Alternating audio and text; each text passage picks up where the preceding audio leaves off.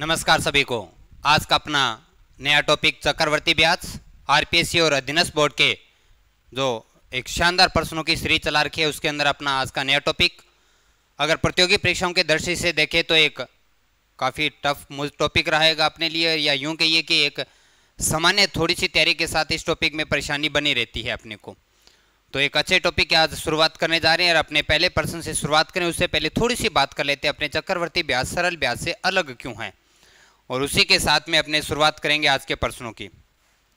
तो सबसे पहले एक साधारण से एक छोटे से एग्जांपल के साथ बात करेंगे कि मान लीजिए हमारे सामने एक क्वेश्चन आया क्या कि जो मूलधन है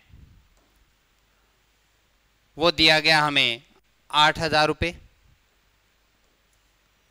दर हमें दी गई 10%, समय हमें दिया गया 2 वर्ष, और हमें ये क्वेश्चन सरल ब्याज से भी और चक्रवर्ती ब्याज से दोनों ही कंडीशन में अपने से ब्याज पूछ रहा है। तो ये कैसे प्राप्त करेंगे उसके लिए देखिए, सरल ब्याज में ये कहता है क्या, क्योंकि आपने दर 10% दी है, इसका मतलब अगर आप उस मूलधन के बारे में बात करें तो पहले साल जो ब्याज लगेगा वो 8,000 पर 10% लगेगा पहले साल सरल ब्याज। लेकिन क्योंकि सरल ब्याज की बड़ी विशेष बात यह रहती है कि प्रत्येक वर्ष समान ब्याज दर लेता है, मतलब यदि पहले साल 10% ब्याज दर ली है तो दूसरे साल भी दर कितने लेगा, वो अपने से 10% ही लेगा, और 2 साल में कुल मिलाकर जो सरल ब्याज हो जाएगा वो कितना हो जाएगा, 10 और 10 है 20% अपने को ब्याज देना पड़ेगा। अच्छा, 20% ब्याज देना पड़ेगा, लेकिन किसका, 8,000 का। तो हम साधारण ब्याज प्राप्त करने के लिए हम ये कहेंगे कि 8,000 का 20% पता कर देते हैं, और 8,000 का 20% पता करेंगे तो मान प्राप्त होगा कितना, 1,600 रुपये हमें ब्याज के देने पड़ेंगे अपना समय खत्म होते होते, लेकिन तब जब सरल ब्याज की बात हो रही हो। लेकिन जब यही आंकड़े आपके चक्रवर्ती ब्याज के लिए आ रहे हो तो क्या कहते हैं, चक्रवर्ती ब्याज ये कहता है, कंपाउंड इंटरेस्ट ये कहता है कि जो पहले साल आपको ब्याज दर लगनी है वो बिल्कुल वही लगेगी 10%, लेकिन क्योंकि आपने बताया कि सरल ब्याज में हमेशा समान दर बनी रहती है प्रत्येक वर्ष के लिए, लेकिन चक्रवर्ती ब्याज में ऐसा नहीं होता। चक्रवर्ती ब्याज में क्या रहता है कि पहले साल की वही दर रहेगी जो आपने बताई और वही सरल ब्याज में, इसलिए हम ये कहते हैं कि पहले साल का सरल ब्याज और चक्रवर्ती ब्याज बराबर होता है। लेकिन जब बात दूसरे साल की आएगी तो दूसरे साल में आपकी राशि जो ले रखी है उस पे तो 10% ब्याज लगेगा ही लगेगा, प्लस आपके पिछले ब्याज पर भी 10% लगेगा, और पिछले ब्याज का 10%, यानी 10 रुपए का 10% प्राप्त हुआ कितना, 1%। तो दूसरे साल का जो टोटल चक्रवर्ती ब्याज जो दर लगेगी वो कितनी लगेगी अपने पास में, 11% लगेगी। क्यों लगेगा कि जी चक्रवर्ती ब्याज ऐसा कहता है कि प्रत्येक उससे पहले के जो ब्याज राशि बनी है उस पे भी ब्याज लगेगा, यानी आप कह सकते हैं कि दूसरे साल का ब्याज पहले साल के मिश्रधन पे लगता है, तीसरे साल का ब्याज दूसरे साल के मिश्रधन पे लगता है, यानी उस साल से पहले जितना ब्याज के साथ राशि बन चुकी है उस पे ब्याज लगना है। तो 10% मूलधन पे तो लगना ही था, लेकिन 10% ब्याज पे भी 10% ब्याज लगेगा, तो 10 का 10% यानी 1% और बना। तो पहले साल का चक्रवर्ती ब्याज 10 हो गया और दूसरे साल का चक्रवर्ती ब्याज 11 हो गया। टोटल मिलाकर जो हमें ब्याज पड़ेगा वो चक्रवर्ती ब्याज के अकॉर्डिंग 21% देना पड़ेगा 2 साल का।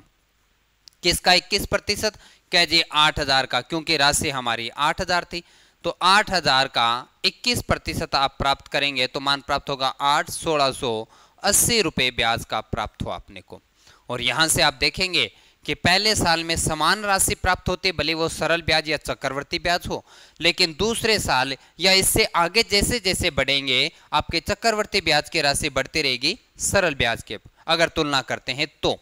इसलिए हमेशा चक्रवर्ती ब्याज की राशि हमें ज्यादा प्राप्त होती है ब्याज के रूप में यदि समान दर और समान समय बना रहता है, लेकिन शर्त की समय 1 साल से ज्यादा होना चाहिए। तो क्योंकि हम पिछले चैप्टर में सरल ब्याज पढ़ चुके थे, आज हम चक्रवर्ती ब्याज पे बात करेंगे। ज्यादातर इनके ब्याजों के अंतर पे भी बना रहता है, अलग अलग दर बनी रहती है, अलग अलग शर्तें रहती है अपने पास में, उन सब चीजों के साथ शुरुआत करेंगे। उम्मीद है कि आपको ये सामान्य सी जानकारी पहले से या तो थी या आज के बारे में समझ में आया अपने को। ज़्यादा बड़े कॉन्सेप्ट तो अभी इस क्लास के अंदर नहीं क्लियर कर सकते हैं, क्योंकि हम प्रैक्टिस के तौर पर इस क्लास को लेकर चल रहे हैं। तो जो थोड़ी सी आप तैयारी जानते हैं या पहले से जो जानकारी है उसके साथ आज के प्रश्नों की शुरुआत करेंगे, और मैं भी प्रयास करूंगा कि इन्हीं प्रश्नों के साथ जुड़ी बहुत सारी प्रॉपर्टी आपके सामने रख दी जाए, ताकि ऐसा क्वेश्चन दोबारा अगर अपने किसी एग्जाम में देखने को मिले तो आपसे किसी प्रकार की कोई गलती ना हो और थोड़े से अभ्यास के साथ आप इन प्रश्नों को करना जान जाए। तो शुरुआत करते हैं आज के अपने चक्रवर्ती ब्याज के इस पहले प्रश्न के साथ में, जो कि सीईटी 12th लेवल का जो अपनों ने एग्जाम फेस किया 2023 के अंदर पे आया क्वेश्चन। ये गुणात्मक राशि आपको याददाश्त में होगा, तो सरल ब्याज जब अपना चला था मैंने कहा था कि ध्यान रखिएगा कि ऐसे प्रश्न आपको सरल ब्याज में भी देखने को मिलते हैं और सेम ऐसे क्वेश्चन चक्रवर्ती ब्याज में भी देखने को मिलते हैं। कि जैसे क्वेश्चन कह रहा है कि एक धनराशि चक्रवर्ती ब्याज से 15 वर्ष में 2 गुनी हो जाती है, तो कितने वर्ष में यह 8 गुनी हो जाएगी। और मैंने ये बताया था कि अगर आपका ये क्वेश्चन सरल ब्याज पे बना हुआ होता है तो आपको हमेशा और हमेशा ब्याज की तरफ देखना चाहिए, और अगर ये क्वेश्चन आपका चक्रवर्ती ब्याज पे बना है तो आपका ध्यान मिश्र धन पे होना चाहिए। देखिए कैसे और किस प्रकार से करेंगे, बड़ा आसान होता है, बिना किसी रफर के कर सकते हैं आप। 15 वर्षों में कोई धन दुगना हो जाता है, तो भाई धन दुगना होने का मतलब यह है कि अगर हमने किसी को राशि 1 रुपया दिया है तो वो अपने 15 साल के बाद में हो जाएगा कितना, 2 गुना, और समय आपने बताया कितना, 15 साल। तो बड़े आसान से मैंने 3 सामान्य आंकड़े लिखे कि माना मूलधन जो अपना 1 रुपये लेके चले थे तो 15 साल के बाद में वो दुगना हो जाएगा, यानी मिश्र धन 2 रुपये। लेकिन वो ये कहते हैं कि कितने समय, ये समय हमें बताइए जब हम यही राशि मूलधन के रूप में देते हैं, लेकिन हमारा धन हो जाना चाहिए कितना, 8 गुना। तो ये एक आपका क्वेश्चन होता है, इसमें 2 चीजें होती है, या तो आपको समय देके मिश्र धन पूछता है या मिश्र धन देके समय पूछता है। जब हम सरल ब्याज पढ़ रहे थे तो ऐसे प्रश्न में ब्याज को भी प्राप्त किया था, लेकिन जब चक्रवर्ती ब्याज पढ़ रहे हैं तो ब्याज प्राप्त नहीं करना, आपको यहीं पे अपना क्वेश्चन खत्म करना है। लेकिन बड़ी एक विशेष बात होगी, एक कॉमन बात होगी जो कभी भी नहीं बदलती, और वो ध्यान रखना, क्या आपके इस प्रकार के जो 2 मिश्र धन के आंकड़े दिए जाते हैं उनका सदैव घातांक रूप अगर लिखेंगे, पावर रूप अगर लिखते हैं, तो दोनों का बेस हमेशा इक्वल होता है, ये हमेशा एक जैसा रहेगा। तो कैसे देखिएगा, पहला मिश्र धन है और दूसरा मिश्र धन है, अगर इनको 2 की पावर में लिखें तो पहला मिश्र धन है 2 की पावर 1 और दूसरा मिश्र धन है 2 की पावर 3, और जो पहला मिश्र धन 2 की पावर 1 है उसने समय लिया है कितना, 15 साल, और दूसरा समय अपने से पूछा जा रहा है। तो जब आप रफ काम करो तो केवल ये 2 आंकड़े लिखने, इस प्रकार से क्वेश्चन खत्म होगा। दोबारा से बोलना चाहूंगा, चक्रवर्ती ब्याज पे बना ऐसा क्वेश्चन आ जाए तो दोनों मिश्र धन के आंकड़े होते हैं, उन दोनों को घातांक रूप में लिखोगे तो दोनों का बेस हमेशा एक जैसा प्राप्त होगा, सदैव और सदैव। आपको जब सदैव आधार रूप एक जैसा होगा तो जो जिसकी जितनी घात बनती है वो लिख दो, क्योंकि 8 होता है 2 की पावर 3, 2 होता है 2 की पावर 1।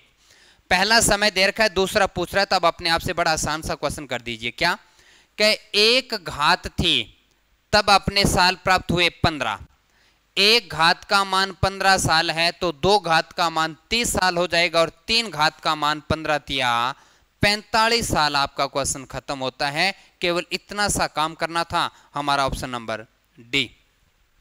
यदि इस क्वेश्चन में आगे चल के वो ये कह देता कि ये धन 16 गुना कब होगा, 16 गुना कितने साल में होगा, तो हम यहाँ 8 की जगह 16 लिखेंगे, और 16 को क्या लिखते हो, अब 2 की पावर 4 होगा, और 4 घात का मान आपको बताना है, और आपने भी बताया 1 घात का मान 15, 2 का 30, 3 का 45, तो 4 का हो गया 60 साल। आपका क्वेश्चन का आंसर आता। तो इस प्रकार से ये बड़ा एक आसान क्वेश्चन होता है, लेकिन बस इतना सा ध्यान रखना है कि ये क्वेश्चन आपके सरल ब्याज में भी आएगा और चक्रवर्ती ब्याज, दोनों ही ब्याजों में ये क्वेश्चन अपने सामने रखा जाता है।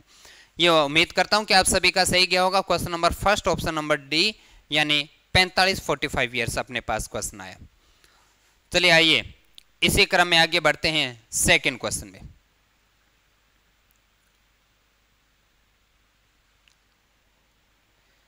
सेकेंड क्वेश्चन क्या कह रहा है, कितने वर्षों में 80,000 रुपए 10% वार्षिक ब्याज दर से अर्धवार्षिक चक्रवर्ती से 92,610 रुपए हो जाएंगे। तो पहले छोटी सी मैं बात बोलना चाहूंगा, यदि शर्त अर्धवार्षिक होती है तो दर को आधा पढ़ा जाता है, समय को दुगना किया जाता है। यदि शर्त त्रैमासिक होती है तो दर का चौथा हिस्सा किया जाता है, समय को 4 गुना पढ़ा जाता है। तो ये एक सामान्य सी जो प्रॉपर्टी है वो हमें जानकारी में रहना चाहिए। अब आते हैं अपने क्वेश्चन के अंदर। तो सबसे पहले क्योंकि शर्त अर्धवार्षिक है इसलिए अपने पर्सन की दर को आधा पढ़ें, और दर का मान आपके पास में है कितना, 5%। और वो कौन सा है, क्या जी, वो अर्धवार्षिक है।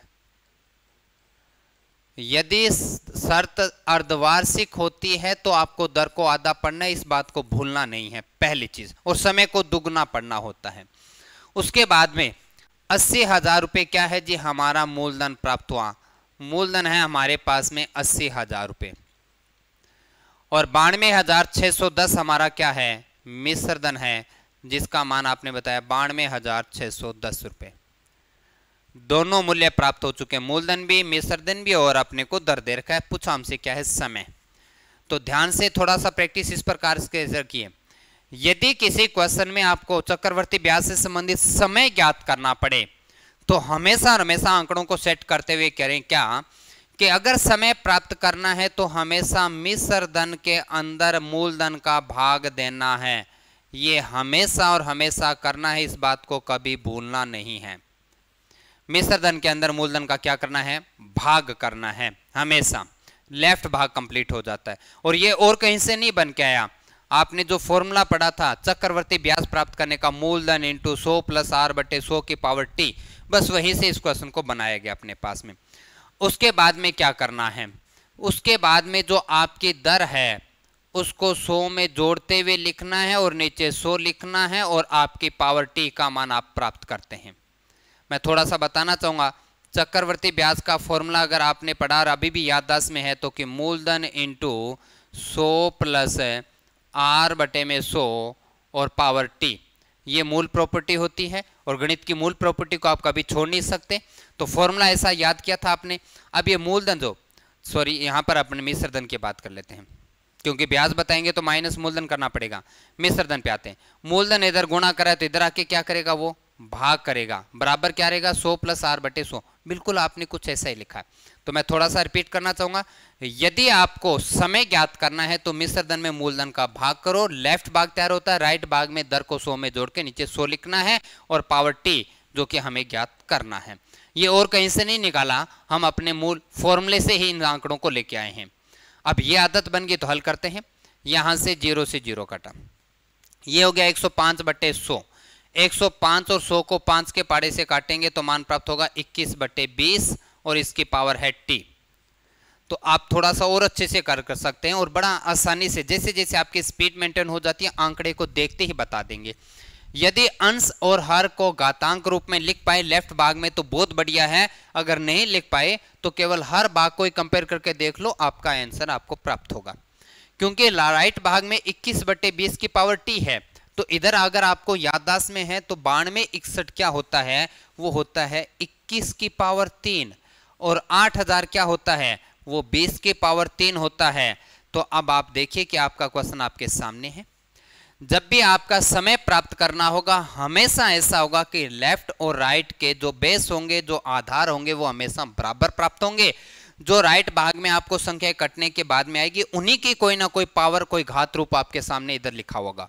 अब जब दोनों तरफ के आधार बराबर है तो घात भी बराबर होगी, मतलब हमें प्राप्त हो गया t का मान, और t का मान प्राप्त हुआ कितना, 3। अब अगर आपका मन कर रहा है कि मैं 3 वर्ष को टिक करके आगे बढ़ जाऊं तो गड़बड़ हो जाएगा। यहाँ पर ये 3 वर्ष नहीं प्राप्त हुए, ये हमारे 3 जो है वो अर्धवार्षिक प्राप्त हुए हैं, अर्धवार्षिक प्राप्त हुए हैं, क्योंकि आपके पास 6-6 महीने के 3 टाइम पीरियड है, और 6-6 महीने के 3 टाइम पीरियड होते हैं।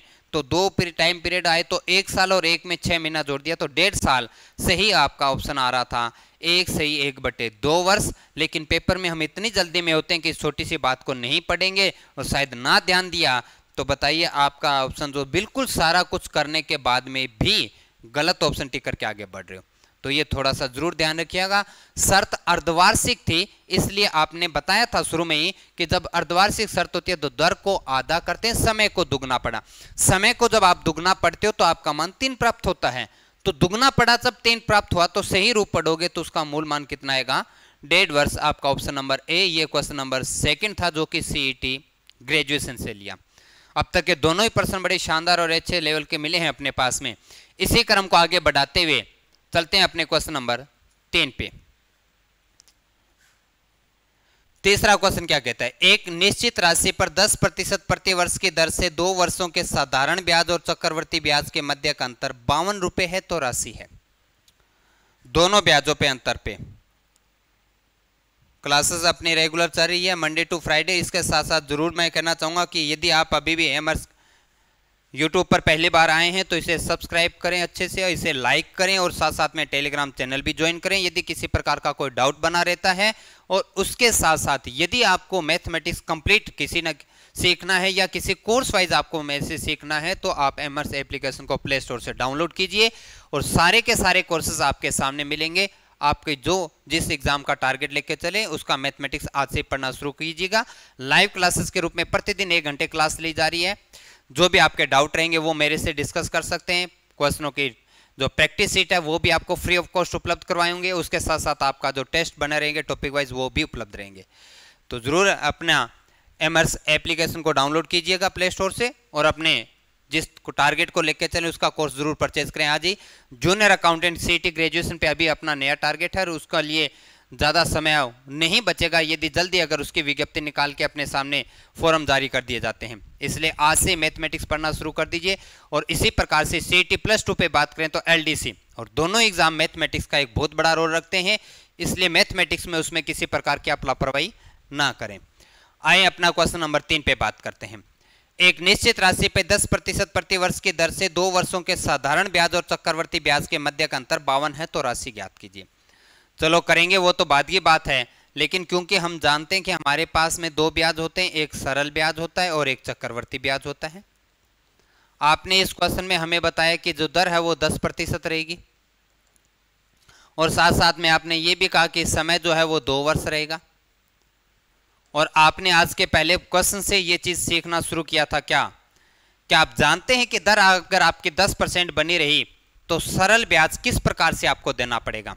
और सरल ब्याज क्या कहता है कि आप जो भी राशि लोगे उसमें पहले साल का भी 10% ब्याज लिया जाएगा और दूसरे साल भी उस राशि का 10% ब्याज लिया जाएगा।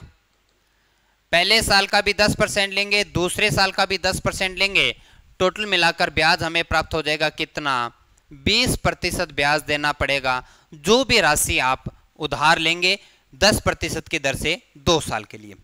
लेकिन जब हम बात चक्रवर्ती की कर रहे थे, कंपाउंड इंटरेस्ट की बात करें तो क्या कहता है, वो कहता है कि जी पहले साल तो ब्याज 10% लगना ही लगना है, लेकिन दूसरे साल अभी आपने आंकड़े लिखे थे ब्याज 11% लगेगा कि नहीं लगेगा, क्योंकि 10% तो मूलधन का लगेगा और 10% ब्याज का भी ब्याज लगेगा। तो ब्याज 10 रुपये लगा था, उसका 10% 1 रुपया बना, तो टोटल मिलाकर दूसरे साल का ब्याज 11 बना। पहले और दूसरे साल के कंपेयर किया तो दोनों सालों का मिलाकर अपने को कुल 21% ब्याज देना पड़ा। कुल दोनों सालों का कुल ब्याज चक्रवर्ती ब्याज बना है 21% और सरल ब्याज बना है 20%। अब आप देखेंगे दोनों ब्याजों का अंतर, और दोनों ब्याजों का जो अंतर प्राप्त हुआ है वो हमें कितना प्राप्त हुआ है 1% प्राप्त हुआ है। लेकिन क्वेश्चन तो आपका कह रहे हैं कि ब्याज 52 रुपये अंतर प्राप्त हुआ है। तो क्या समझ में आया हमें यह समझ में आया कि हमारा जो 1% है वो बराबर है कितने के 52 रुपये के बराबर में। हमारा 1% 52 रुपये के बराबर में है। और आप अच्छे से जानते हैं कि मूल राशि मूलधन हमारा 100% होता है। 1% का मान पता चल जाए तो 100% का बताने के लिए उसके आगे सिर्फ और सिर्फ क्या लगाते हैं 2 0 लगाते हैं, तो हमारा सही ऑप्शन प्राप्त होता है सी, यानी 5200 रुपये ब्याज के रूप में हमें जो राशि थी मूलधन के रूप में वो 5200 रुपये पटवारी का जो सेकंड शिफ्ट का आपके पास में क्वेश्चन जो 2021 में हुआ था।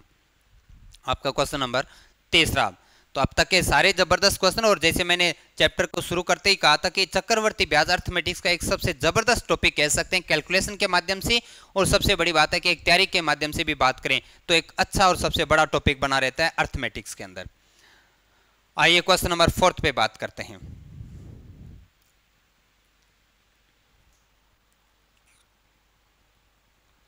क्वेश्चन नंबर 4, चक्रवर्ती ब्याज पर जमा की गई राशि 12,000 की राशि 5 वर्षों में दुगनी हो जाती है तो 20 वर्षों में यह हो जाएगी।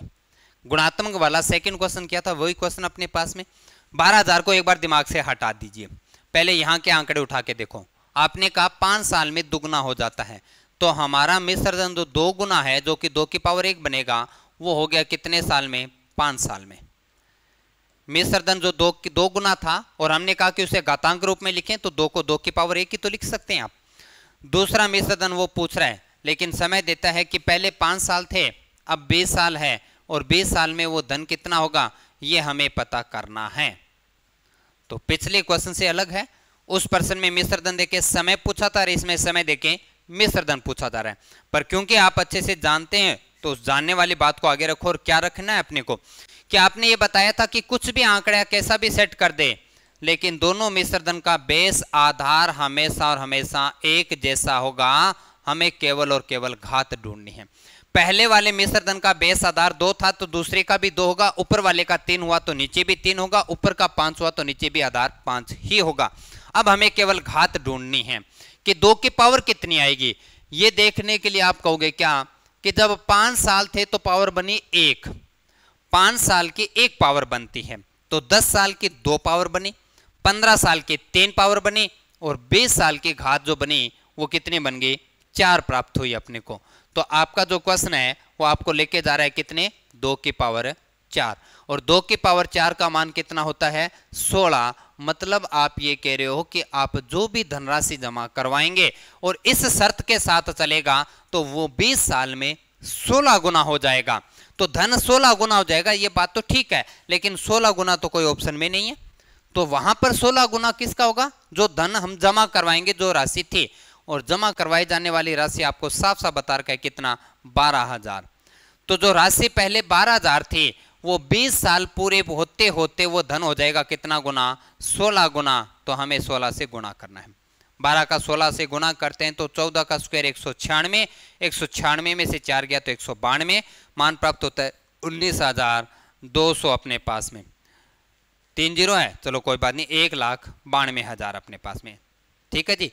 तो इस प्रकार से 16 गुना अपने को करना है, तो यहां से 16 गुना करेंगे तो ऑप्शन क्या प्राप्त होता है? डी, 1,92,000 जो कि अपने पास में।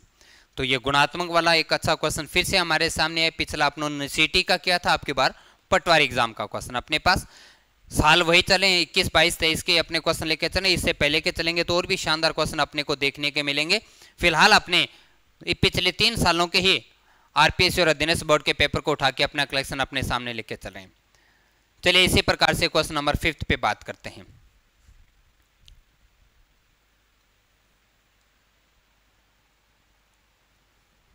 क्वेश्चन नंबर 5 क्या कहता है? 2,000 रुपए पे 3 वर्ष का चक्रवर्ती ब्याज 315.25 रुपए है, तो ब्याज की दर क्या है ये ज्ञात करना है। देखो, 2 बड़ी विशेष बातें हैं। अगर आप अपना मूल फॉर्मूला, जैसे मैंने बताया था कि मिश्र धन प्राप्त करने का जो आपने छोटी क्लासेस है, एनसीईआरटी पढ़ा है, सीबीएसई पढ़ा है, वहां से जो आपने मूल फॉर्मूला उठाया था उसी को अगर आप लेके चलते हैं तो आप खुद ही अपने ट्रिक्स बना लेते हैं, खुद ही अपनी कैलकुलेशन करना शुरू कर देते हैं। खासतौर से तब जब 2 मान ज्ञात करने हैं, एक आपको समय प्राप्त करना होता है तब, और एक आपको दर प्राप्त करना होता है तब। यदि आपसे कभी भी किसी मूलधन, मिश्र धन और समय को देके दर आपसे पूछा जाता है तो हमेशा क्या करना चाहिए? आपको समय बराबर दर बताने के लिए जो आपका मिश्र धन दिया जाता है उसमें मूलधन का भाग देना होता है और उसका टी रूट करना होता है। टी रूट का मतलब क्या है कि यदि आपका समय 2 वर्ष है तो वर्गमूल करेंगे, समय 3 है तो घनमूल करेंगे, समय 4 है तो 4th रूट करेंगे, 5 है तो 5th रूट करेंगे। तो यहां पर मिश्र धन बटे मूलधन का टी रूट -1 और इंटू 100 करते हो तो आप कितने भी कंडीशन, किसी भी वर्ष के लिए आप हमेशा और हमेशा क्या प्राप्त करते हैं? दर का मान प्राप्त करते हैं। तो बस इसी के साथ में अपने चलते हैं और क्वेश्चन की शुरुआत करें। तो मूलधन अपने को दे रखा है कितना? यहाँ पर 2,000 रुपये दे रखा है, तो मूलधन अपना हुआ 2,000। हम मान किसका प्राप्त करने जा रहे हैं? हम दर प्राप्त करने जा रहे हैं। मिश्र धन हमें नोट करना है, क्योंकि 315.25 रुपये ब्याज का प्राप्त हुआ, मूलधन 2,000 था, तो हमारा मिश्र धन प्राप्त हुआ कितना? 2315.25 रुपये। अब क्योंकि हमारा समय 3 वर्ष था इसलिए हमने इसका क्या करना है? घनमूल करना है।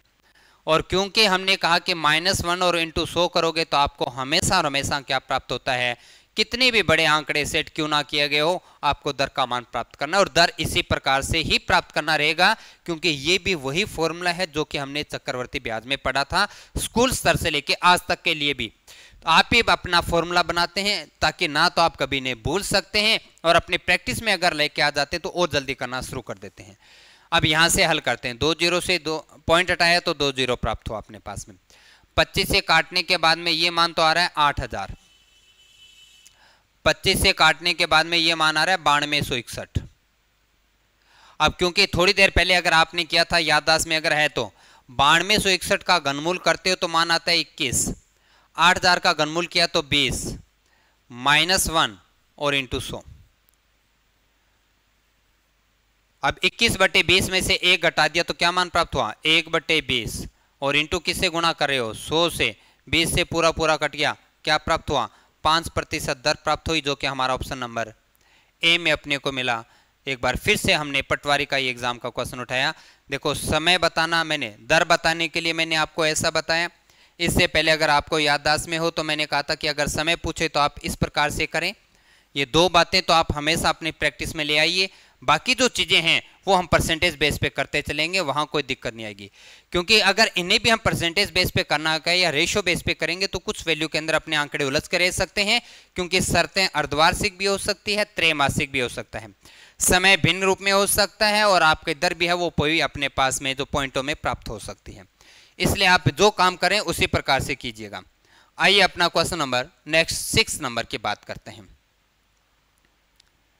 6 नंबर अपने को क्या कह रहा है कि सरल ब्याज से किसी धन में 8 वर्ष में 80% वृद्धि होती है। पहले तो पहले लाइन को क्लियर करो। सरल ब्याज ये कहता है कि आपका कोई धन है वो 8 साल में जो ब्याज है वो 80% लेगा, और आप अच्छे से जानते हैं कि साधारण ब्याज प्रत्येक वर्ष एक समान ब्याज दर लेता है। तो 8 साल का 80% लिया तो वो 1 साल का ब्याज कितना लेगा आपसे, 1 साल का ब्याज लेगा, वो कितना लेगा, 10%। ये आपकी जो प्राप्त हुई वो क्या प्राप्त हुई, आर यानी दर प्राप्त हुई। अब आगे बढ़िएगा कि 14,000 रुपये हमें दे दी, एक राशि दी जो बताई गई है 14,000 रुपये, और फिर आपने बताया समय जो है वो 3 वर्ष है, समय जो है वो 3 वर्ष है, और दर हमने अभी ज्ञात की, और दर हमने प्राप्त की वो कितना आया, 10%। तो चक्रवर्ती ब्याज क्या होगा ये बताइएगा। अगर आप 10% दर लेके चलते हैं तो सरल ब्याज बनता है 10 + 10 + 10, क्योंकि प्रत्येक वर्ष समान ब्याज दर यानी 30% प्राप्त होता। लेकिन चक्रवर्ती ब्याज ऐसा नहीं कहता। चक्रवर्ती ब्याज 10% के हिसाब से अगर 3 साल की आप एकल दर प्राप्त करते हैं तो उस दर का मान प्राप्त होता है आपको 33.1%। 33.1%। जैसे आपने अभी बताया कि चक्रवर्ती ब्याज चला तो 10% दर है तो 1 साल की ब्याज दर 10% रहेगी, 2 साल के कुल मिलाकर 21% हो जाती है, 3 साल की दर होती है वो 33.1 प्राप्त हो जाती है। या तो आप इन आंकड़ों को इस प्रकार से याद रखें, लेकिन याद रखना एक लिमिट है, इसलिए आपको ये इस प्रकार के आंकड़े निकालने आने चाहिए। हम प्रतिशत और सरल चक्रवर्ती ब्याज का जब चैप्टर पढ़ते हैं तो इस पे बड़े अच्छे से हम बात करेंगे। फिलहाल आइए कि हमने जो एकल दर प्राप्त की वो 33.1, तो ये हमारा क्या है, ये हमारा ब्याज दर प्राप्त होगी। ब्याज को इतना ब्याज देना है, किस पे देना है, 14,000 पे। तो 14,000 का ब्याज बना है कितना, 33.1, और प्रतिशत हटेगा तो नीचे 100 आना ही है जी, और इसका पॉइंट हटाया तब भी अपने पास में 0। तो 331/1000 अपने को एक ब्याज की राशि प्राप्त करेंगे 3 साल में चक्रवर्ती ब्याज। 3 जीरो से अपना कैंसिल हो चुका है काम, यहाँ से मान हुआ 4, 42 और 1 43, 4 42 4 46, हमारा आंसर प्राप्त हुआ 4,634 रुपये, जो कि ब्याज के रूप में प्राप्त होगा। और वो कौन सा, चक्रवर्ती ब्याज, ऑप्शन नंबर बी अपने को मिला। क्वेश्चन नंबर 6 जो कि LDC 2018 के अंदर लगातार 3-4 पारियों में एग्जाम हुआ था, अच्छा एग्जाम था ये भी, और अच्छे स्तर के क्वेश्चन देता है LDC। अभी 2023 में आने वाली LDC के लिए भी आपको अच्छी मैथमेटिक्स मिलेगी। और पूरा का पूरा मैथमेटिक्स आपको पढ़ना है, यानी वैदिक से लेकर लास्ट में स्टैटिक्स तक सारी के सारी अर्थमेटिक्स और कंप्लीट का पार्ट आपको, यानी एडवांस का पार्ट भी आपको पढ़ना होगा। क्वेश्चन नंबर 6, आइए इसी क्रम में बात करते हैं क्वेश्चन नंबर 7 पे।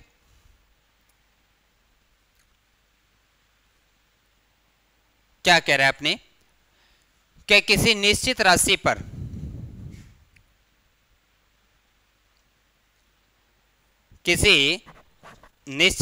पर 2 वर्ष का चक्रवर्ती ब्याज 882 और साधारण ब्याज 840 है, तो ब्याज की दर क्या है?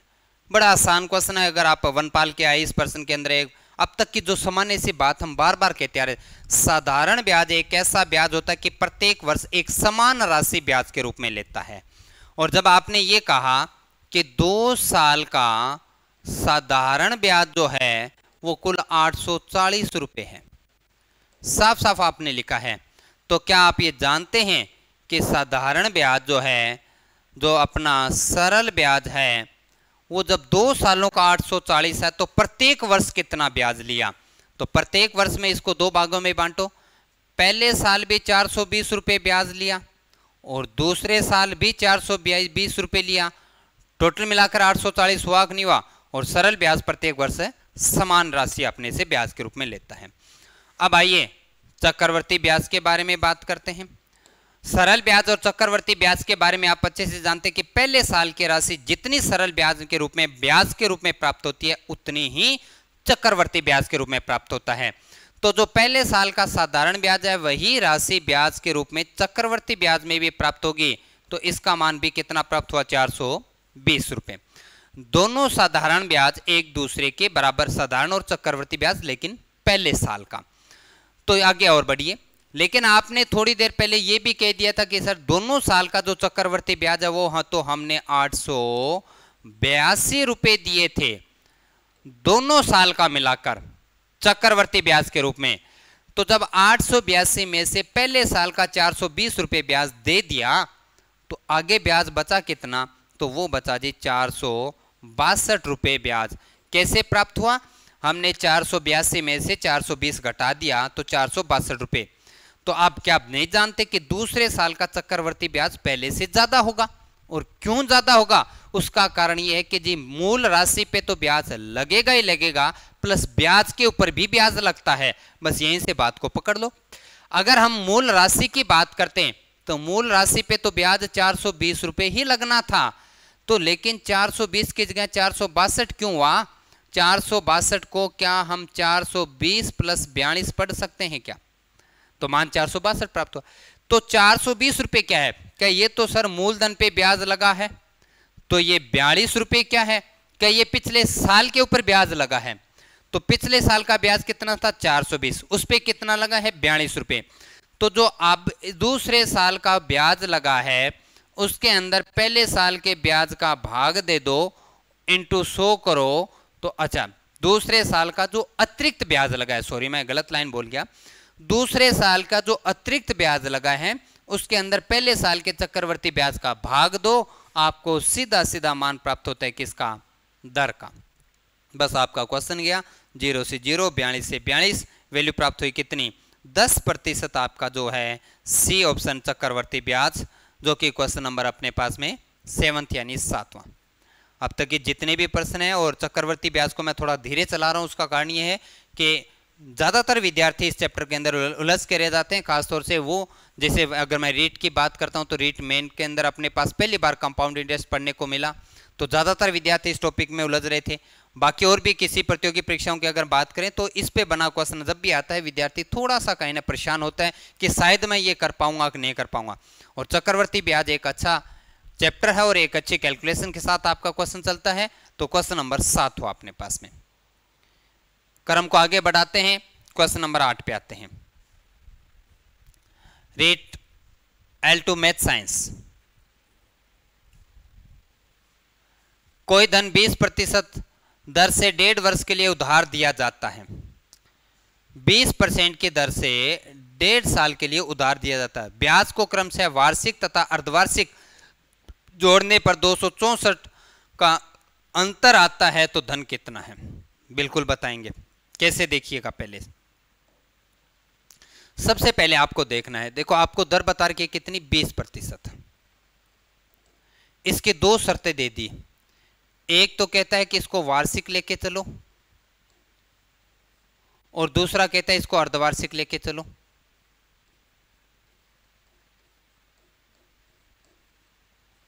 और समय हमें दे दिया गया है दोनों का ही 1.5 वर्ष। अब हमें राशि नहीं दी, दोनों ब्याजों का अंतर दे रखा है 264 रुपये, यानी इन दोनों का जो यहां से ब्याजों का अंतर प्राप्त होगा वो कितना होगा, 264 रुपये। ये सारे आंकड़े आपको क्वेश्चन में उपलब्ध है, शायद बात समझ में आई होगी। दर 20% दी गई, समय 1.5 वर्ष दिया गया। वो कहता है कि एक बार तो वार्षिक से कैलकुलेट करो, एक बार अर्धवार्षिक से कैलकुलेट करो, फिर उसके बाद में जो दोनों ब्याज प्राप्त हुए उनका अंतर देखोगे तो 264 रुपये होंगे। हमें वो हमारी मूल राशि बताइए कौन सी है। तो ये बताने के लिए आइए अपने क्वेश्चन की शुरुआत करते हैं। अगर आपको दर पहले साल की बात करें, चक्रवर्ती ब्याज में पहले साल की दर 20% ही रहेगी, लेकिन क्योंकि दूसरे साल की जो ब्याज दर है वो आधी बन जाएगी और 20 का आधा कितना हो जाएगा, 10%। क्यों आधी रहेगी, क्योंकि समय दूसरा आधा है। चक्रवर्ती ब्याज में इस बात का ध्यान रखना कि अगर आप साल का जो हिस्सा लेते हैं तो दर भी उसी हिस्से के रूप में लगती है। अगर आपने आधा साल लिया है तो उस साल की आधी दर लगेगी, अगर आपने चौथा हिस्सा साल का लिया तो उस साल की चौथा हिस्सा दर लगेगा, और आपने 1/3 अगर समय लिया है तो उस साल की 1/3 दर लगेगी। क्योंकि पहला साल तो पूरा था, 20% लगना था, दूसरा साल आधा, तो 20% का आधा 10%। लेकिन क्योंकि हम जानते हैं ये तो प्रति वर्ष की दर प्राप्त हुई, और चक्रवर्ती ब्याज ये कहता है कि पिछले साल का ब्याज पर भी ब्याज लगेगा। तो अगर आपको ऐसे क्रमागत दो ब्याज दर मिल जाती है तो इनकी एकल, जैसे लाभ हानि पढ़ते हैं, एकल छूट कितनी होगी, समतुल्य बट्टा कितना होगा, वो प्राप्त करना है। तो हमें चक्रवर्ती ब्याज की एकल छूट या एकल ब्याज दर प्राप्त करना है। तो एक 20% है, एक 10%, दोनों को मिलाकर देखो, पहले साल का ब्याज 20% लगना ही लगना है, दूसरे साल का 10%, मूलधन पे 10% तो लगेगा ही लगेगा, प्लस ब्याज पे भी 10% लगेगा। और ब्याज कितना है, 20, और 20 का 10% निकालोगे कितना प्राप्त होगा जी अपने को, 2। यानी आपके पास में कुल मिलाकर इस 1.5 साल की चक्रवर्ती ब्याज की जो दर प्राप्त होगी 20, 10, 30 और 2, 32% ब्याज लगेगा। यदि आप ये नहीं समझ पाए तो जब भी आपको कोई दो क्रमागत दर होती है और एक बराबर की दर निकालना हो तो आप प्रतिशत में कमी वृद्धि वाला ये फॉर्मूला आपने पढ़ा होगा, याद होगा आपको। दोनों जो दर दी जाती है उनको जोड़ो, प्लस में उन दोनों का गुणा करके 100 का भाग दे दो, तो उसके बराबर की एक नई दर आपको प्राप्त हो जाती है। तो 20, 10, 30 और 2, 32 आपने प्रतिशत। यदि साधारण चक्रवर्ती ब्याज अगर वार्षिक के हिसाब से चलता है तो आपको समय खत्म होने पर आपकी ली गई राशि का 32% ब्याज चुकाना पड़ेगा, तब जब आपकी शर्त है वार्षिक है। आइए अर्धवार्षिक पे बात करते हैं। अर्धवार्षिक में आपने भी कहा था कि जैसे ही आपका शर्त अर्धवार्षिक होती है, दर आदि समय दुगना होता है। तो दर आपकी 20% थी, 20% होगी 10%, और समय दुगना, 1.5 वर्ष का दुगना मतलब 3 अर्धवार्षिक होगी। 10% की 3 बार ब्याज दर अगर आपके सामने हो तो इसके एकल चक्रवर्ती ब्याज दर आपने अभी बताया वो कितना, थोड़ी देर पहले पिछले क्वेश्चन में किया था, 33.1% ब्याज देना पड़ेगा। 10 कहां से आया कि जी शर्त अर्धवार्षिक तो आधा किया। ये 3 बार क्यों लिखा, क्योंकि 1.5 वर्ष में 6 महीने के टाइम पीरियड 3 बार आता है, तो 3 बार ब्याज की कैलकुलेट की जाएगी, इसलिए 3 बार।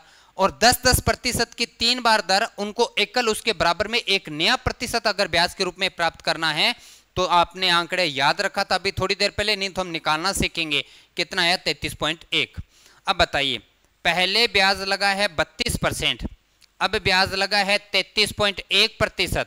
दोनों ही ब्याजों का अंतर प्राप्त हुआ कि नहीं हुआ, तो आप कहेंगे बिल्कुल प्राप्त हुआ। और अंतर कितना हुआ, 1.1%। ये जो 1.1% आपको अंतर प्राप्त हुआ है ये बराबर है किसके, हमारे 264 के, क्योंकि हमारा 1.1% जो बराबर है वो 264 के है। मूल राशि हमसे पूछिए, मतलब मूलधन पूछा जा रहा है, और मूलधन होता है 100%। 100% बताने के लिए 264 में आपने भाग दिया 1.1 का और गुणा किया 100 से, पॉइंट हटा के और 0 लगा दो। 11 से ये संख्या पूरा 24 पे कटेगा। 24 के आगे 3 जीरो का मतलब है आपकी वो राशि है वो कितना होगा 24,000, जो कि हमारा ऑप्शन नंबर बी में हमें प्राप्त होता है क्वेश्चन नंबर 8 पे।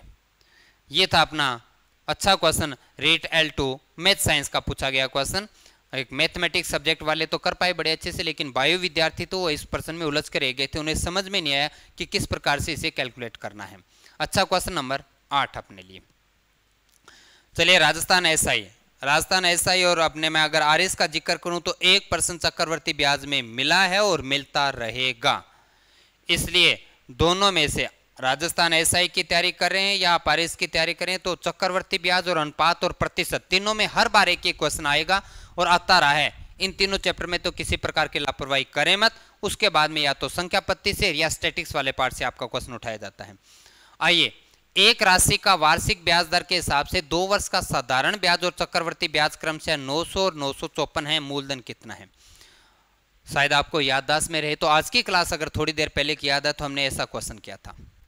2 वर्ष के लिए सरल ब्याज भी देता है और चक्रवर्ती ब्याज भी देता है। तो ऐसे प्रश्न में 2 आंकड़े पूछे जाते हैं, या तो आपसे दर पूछा जाता है या आपसे मूलधन पूछा जाता है। तो कैसे देखिएगा, अगर मैं 2 साल की बात करूं और इन दोनों सालों में सरल ब्याज कुल मिलाकर 900 रुपये है, दोनों सालों का कुल मिलाकर, तो इसका मतलब प्रत्येक वर्ष एक समान राशि ब्याज के रूप में गई थी और एक समान का मतलब 900 का था 450 और दूसरे का भी 400, यानी प्रत्येक वर्ष 450 रुपये साधारण ब्याज के रूप में हमें देना पड़ रहा था तब जब सरल ब्याज था। लेकिन जैसे ये अपना कंपाउंड इंटरेस्ट यानी चक्रवर्ती ब्याज आया तो ये हमारे 2 साल का ब्याज 954 रुपये बन गया। पर क्योंकि हम जानते हैं कि पहले साल का जो सरल ब्याज होता है वही हमारा चक्रवर्ती ब्याज होता है, ये दोनों तो बराबर है। पहले साल का 450 दे दिया, लेकिन 2 साल का एंड होते होते 954 रुपये दे दिए, तो दूसरे साल का ब्याज कितना बना ये बताने के लिए 450 घटा देते हैं। 450 घटाएंगे तो मान प्राप्त होगा कितना 504 रुपये। अब 504 रुपये को आप पढ़ सकते हो, 504 रुपये को आप 450 प्लस 54 पढ़ते हैं। ऐसा क्या पढ़ा, क्यों पढ़ा, उसका कारण आप ये कह रहे हो कि सर ये 450 रुपये तो मूलधन पर ब्याज लगना ही था, वो तो आएगा ही आएगा, लेकिन जैसे जैसे हम आगे बढ़ेंगे पिछले ब्याज के ऊपर भी ब्याज लगेगा। तो ब्याज लगा अतिरिक्त कितना है 54, और ये किस पे लगा है, क्या पिछले ब्याज पे लगा है, और पिछला ब्याज कितना था 450 इंटू 100। 0 कटने के बाद में 9 से 6, 9 से 5, 5 से 2, हमें मान प्राप्त हुआ किसका, आर का मान 12%। लेकिन इतना करने के बाद में हमारा ध्यान गया कि जी हमसे तो दर पूछी नहीं, तो हम प्राप्त कर गए, लेकिन बिना दर के आप मूलधन नहीं प्राप्त कर सकते, इसलिए दर बताना जरूरी था। अब वो कहते हैं कि दर छोड़ो, बता कर लिया तो अच्छी बात है, लेकिन हमें तो मूलधन का मान बताइए, वो राशि कितनी थी ये बताते हैं। तो राशि बताने के लिए देखिए 3 आंकड़े मार्क करते हैं। दर हमें प्राप्त होगी कितना 12%। 2 साल का साधारण ब्याज कितना प्राप्त हो गया 900 रुपये।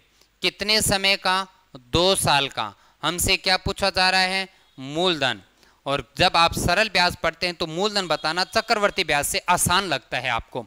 कैसे बताते हैं कि जी ब्याज इंटू 100 और नीचे आता है दर और समय कितना ले रखा है आपने 2, मूलधन का मान प्राप्त करते हैं।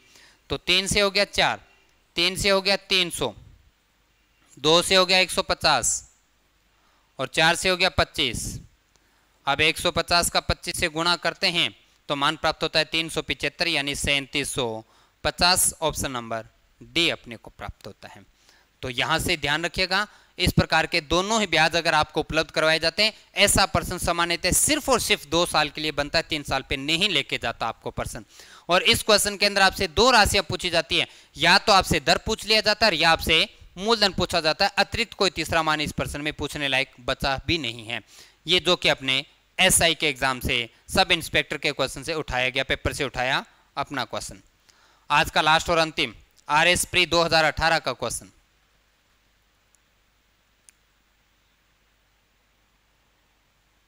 आरएस प्री के अंदर क्या पूछा गया कि एक निश्चित राशि निश्चित चक्रवर्ती ब्याज दर पर 3 वर्ष में दुगनी हो जाती है।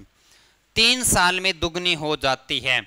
तो भाई 2 गुना हुआ 3 साल में, और 2 गुना है तो पावर भी 2 की पावर 1 लगाओगे। तो वो कहते हैं 9 वर्षों में यह मूल राशि के गुना हो जाता है, यानी कितने गुना होगा। पहले समय 3 साल था, अब समय 9 साल है, कितना गुना होगा ये बताने के लिए आप अच्छे से जानते हैं कि कितना भी गुना क्यों ना हो, लेकिन पिछले वाले मिश्र धन का और अब वाले मिश्र धन का जो बेस है वो इक्वल रहेगा, यानी आधार तो 2 ही रहेगा।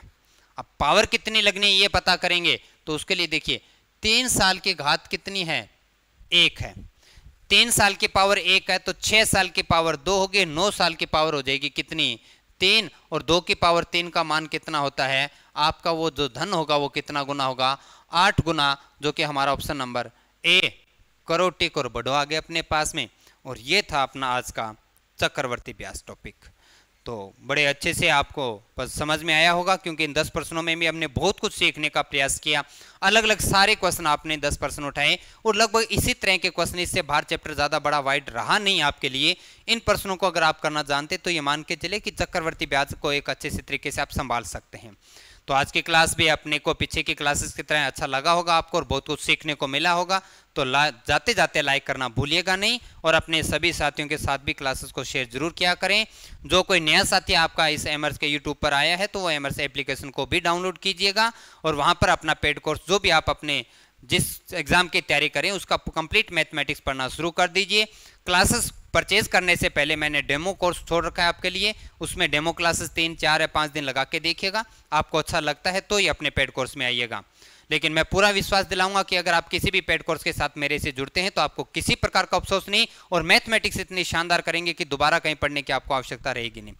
कंप्लीट प्रैक्टिस रहेगी अपने पास में, अच्छे तरीके से वीडियो बने होंगे, प्रत्येक चैप्टर अपने बहुत सारे क्लासेस के साथ बना होगा। ऐसा नहीं कि बहुत स्पीड मोड में हमने टॉपिक करवाया है, बड़े अच्छे तरीके से एक एक क्वेश्चन को हल करते हुए मैंने टॉपिक को करवाया है। प्रत्येक टॉपिक को जरूर देखिएगा। अपने सामान्य वीडियो पर ना हो तब भी आप कोर्स के अंदर जाएंगे तो आप देख पाएंगे कि किसी चैप्टर के अंदर मैंने कितनी क्लासेस ली है। तो आज इतना ही, मिलते हैं कल नए टॉपिक के साथ में। धन्यवाद, गुड नाइट सभी को।